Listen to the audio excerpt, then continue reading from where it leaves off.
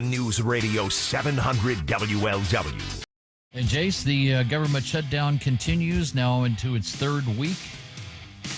And we're talking maybe until Thanksgiving at this stage of the game. That's when you feel like a lot of people, regular citizens, are going to start feeling it, right? And that's starting to trickle down right now. Yep. Let's see before it does any serious damage, as opposed to just this, like I said, trickling down thing. Let's talk to our financial strategist who's been with us many, many times, president of Cotton Wealth Management Associates. He is our good friend, Steve Cotton. And Steve, let's talk about this. What happens with this shutdown with our government if this thing lasts until Thanksgiving or maybe beyond? Well, thanks for having me today. It's always an honor to be on your program. You're asking the right question. There are some effects that we're starting to see, both obvious and then some not so subtle.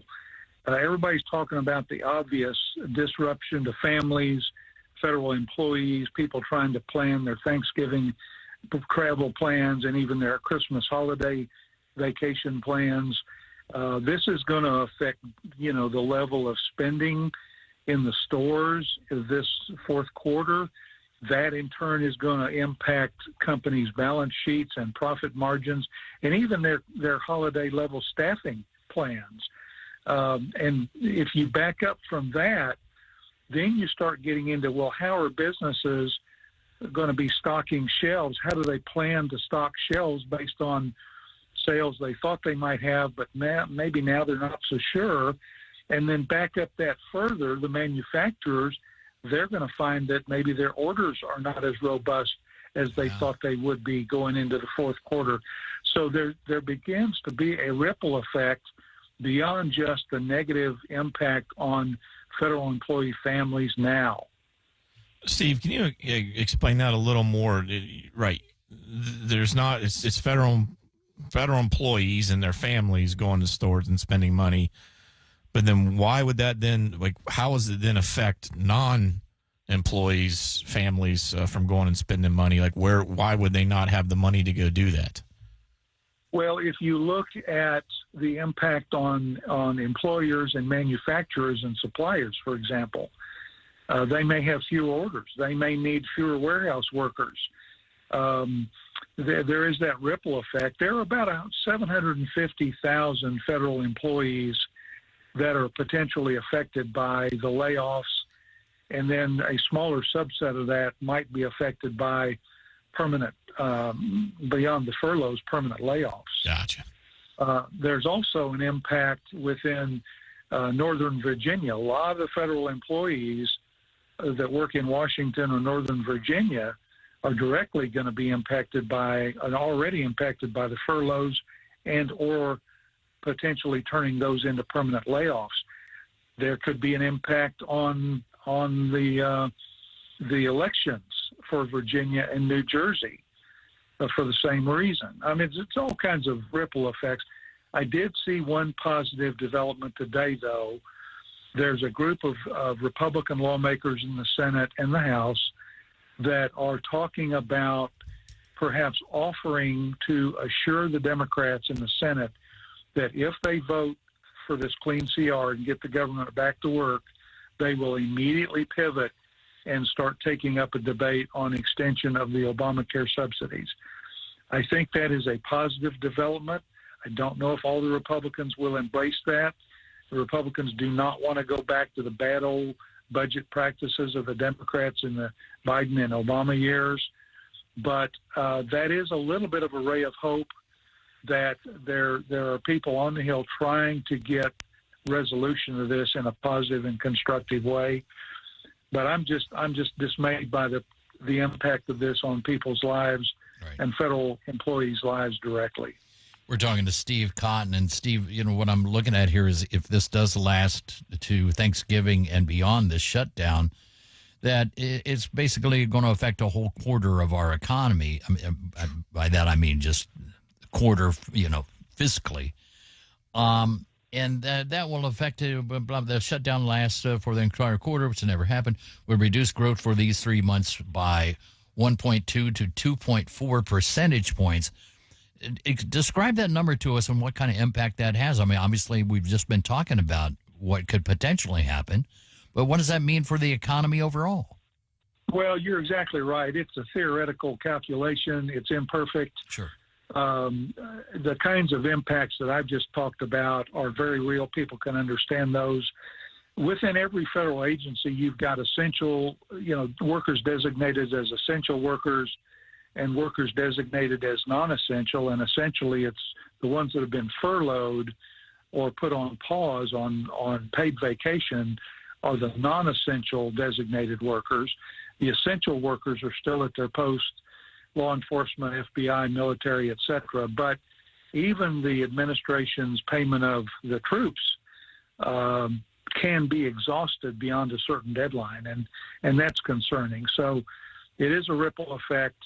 It's not going to affect every federal worker, but it affects enough people that when you back it up into the supply chain and you back it up into the manufacturing base, we could see a percent or more shaved off the GDP in the fourth quarter of this year. It's not going to push us into a recession because I will repeat, the American economy is incredibly resilient, and the creativity and the entrepreneurial spirit of the American people is awesome. It's the best in the world.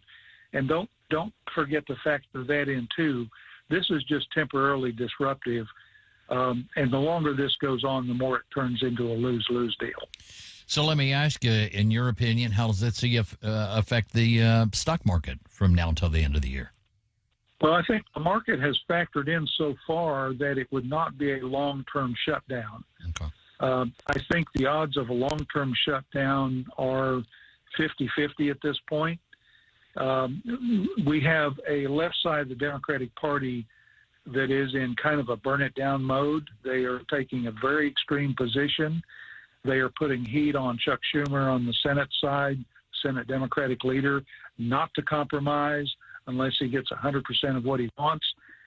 I think that's a losing proposition, and it's counterproductive politically for them.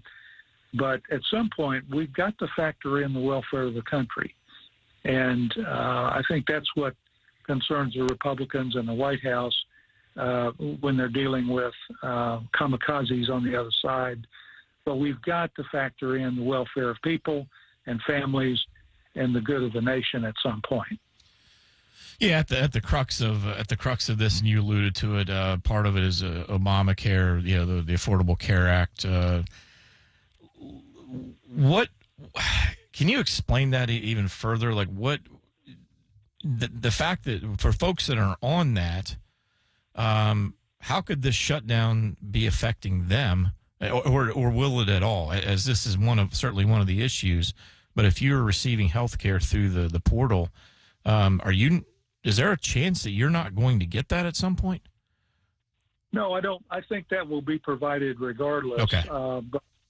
But there was an add-on to the Obamacare subsidy that was passed by the Democrats in the Inflation Reduction Act, which did nothing of the sort like that.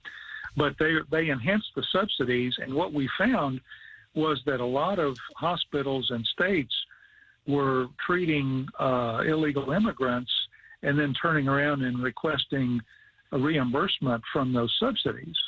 So the Republicans in the One Big Beautiful Bill that was named tried to curtail that bad practice and tried to limit Obamacare health care plan subsidies only for American citizens. And that's that's a reasonable position.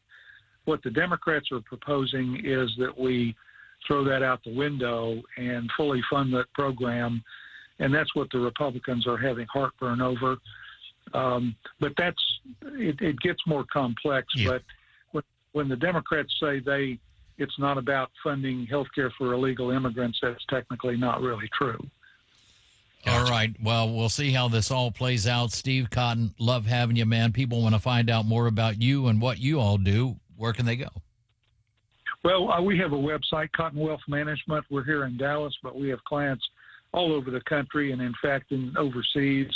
Our website is Cotton, wma.com. And we're glad to consult with anybody. We don't charge for an initial consultation at all, but we're financial planners and risk managers, and we're pretty good at that. So, we're glad to help anybody we can. All right. Steve, thanks so much, buddy.